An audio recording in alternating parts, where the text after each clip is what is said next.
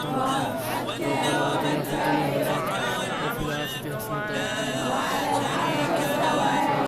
لبيك اللهم لبيك لبيك لا شريك لك لبيك. السلام علیکم دوستوں، کیسے ہیں آپ سب؟ میں اس ویڈیو میں آپ کو عمرہ کرنے کا طریقہ بتاؤں گا اور ساتھ ہی 10 ایسے تاریخی مقامات دکھاؤں گا جس کو شاید آپ نے اس سے پہلے کبھی دیکھا ہوگا.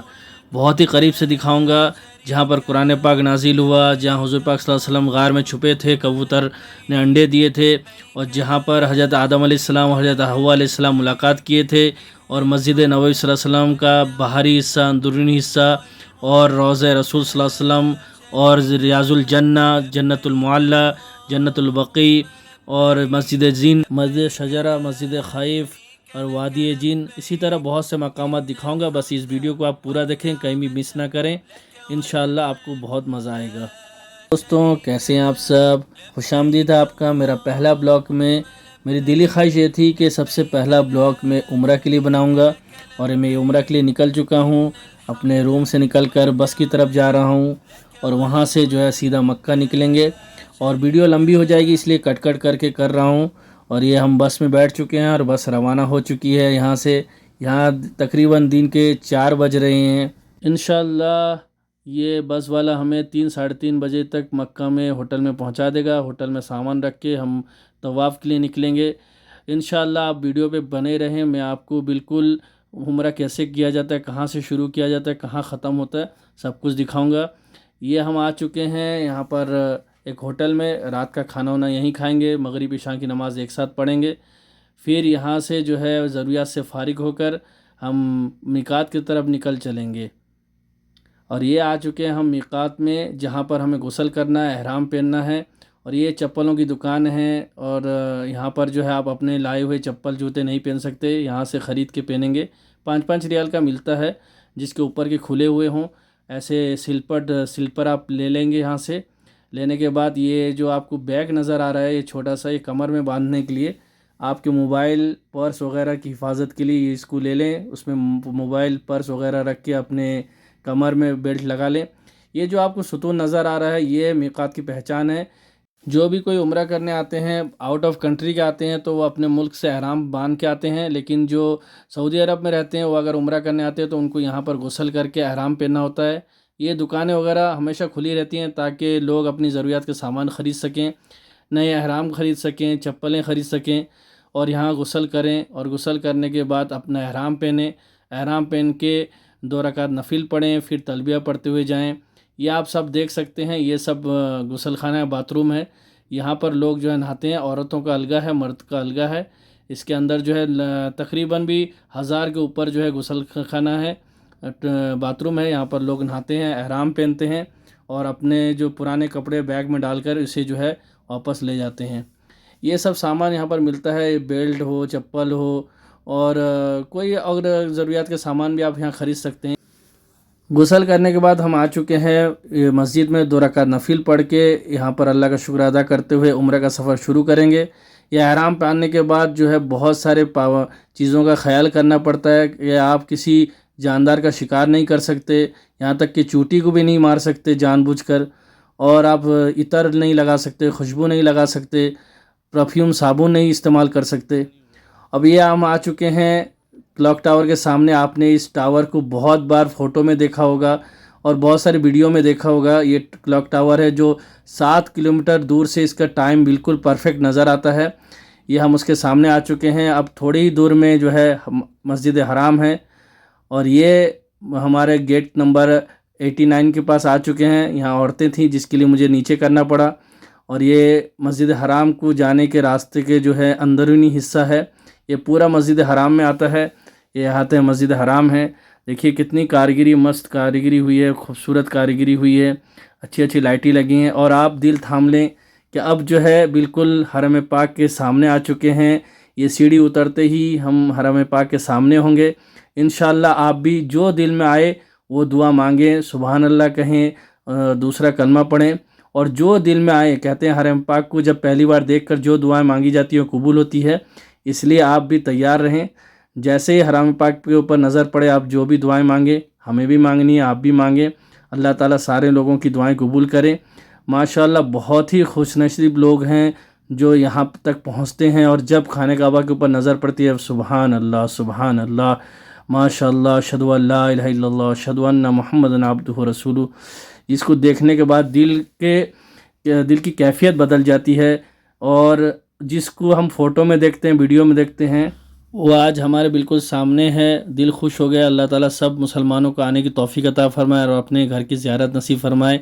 اور یہ ہم آ چکے ہیں مقام ابراہیم کے پاس۔ یہاں بہت زیادہ بھیڑ ہے، یہاں پر مرد عورت بہت زیادہ بھیڑ لگائے ہوئے ہیں، سب کے سب دیکھنے چاہ رہے ہیں، لیکن مشکل سے لوگ پہنچ پا رہے ہیں۔ لیکن یہاں پر بہت اکثر لوگ آ کے خرافات کرتے ہیں، کوئی چومنے لگتا ہے، کوئی یہاں پر سجدہ کرنے لگتا ہے۔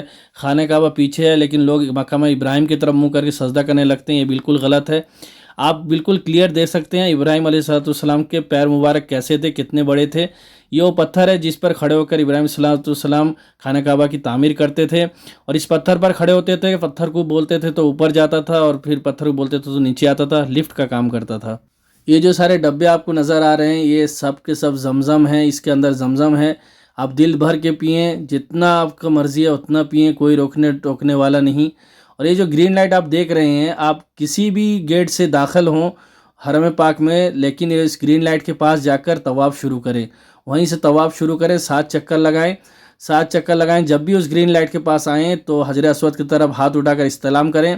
پھر جب وہ طواف مکمل ہو جائے، 7 چکر پورے ہو جائیں، تو پھر یہاں پر مقام ابراہیم کے پیچھے آ کر 2 رکعت نفل پڑھیں، اور خوب اللہ سے دعائیں مانگیں، اپنے گناہوں سے توبہ کریں، اپنے گناہ کو یاد کر کر کے اللہ سے معافی مانگیں، اور پورے امت مسلمہ کے لیے دعا کریں، اپنے گھر والوں کے لیے دعا کریں، اپنے رشتہ داروں کے لیے دعا کریں، اپنے بچوں کے لیے، ماں باپ کے لیے، سب کے لیے دعا کریں۔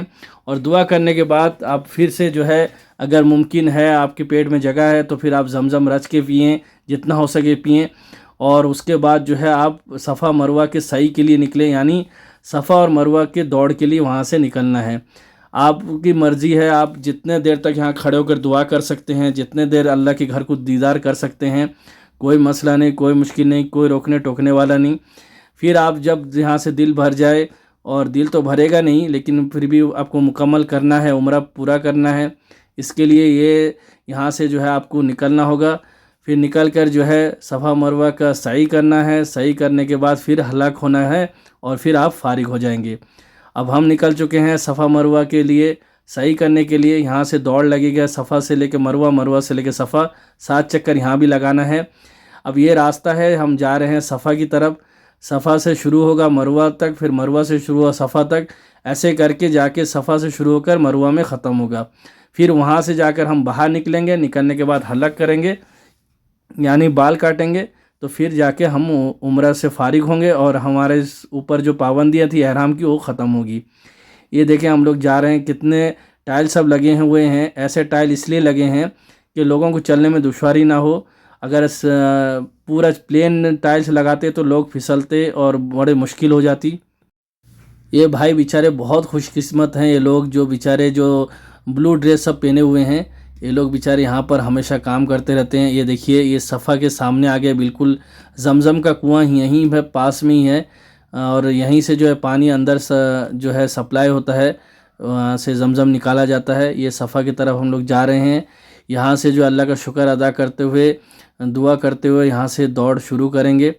اور یہ صفا سے دوڑنے کے لیے جو ہے صفا کا پہاڑ آپ کو دکھائیں گے۔ حضرت حاجرہ علیہ السلام جب اسماعیل علیہ السلام کو یہاں بیٹھا کر پانی کی تلاش کے لیے صفا مروہ کی طرف دوڑتی تھی، پھر یاد آتا تھا کہ کہیں میرے بچے کو کوئی جنگلی جانور نہ کھا جائے، پھر دوڑ کے آتی تھی بچے کو دیکھنے کے لیے صفا کی طرف۔